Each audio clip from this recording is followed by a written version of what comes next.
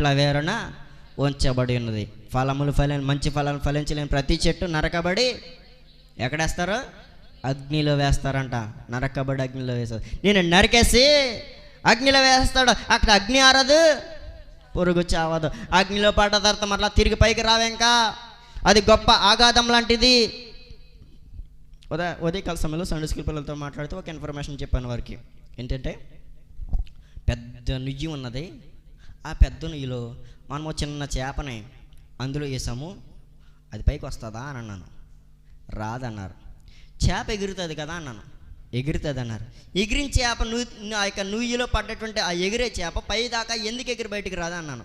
రాలేదు. ఎందుకంటే చాలా పొడుగది, అగాధం, చాలా లోతది, చాలా లోతుగా ఉన్నది. అందులోంచి ఎగిరి రావాలంటే రాలేదు. ఆ చేపలాంటి బ్రతుకులు మనవి, చేపలాంటి బ్రతుకులు మనవి. ఒక్కసారి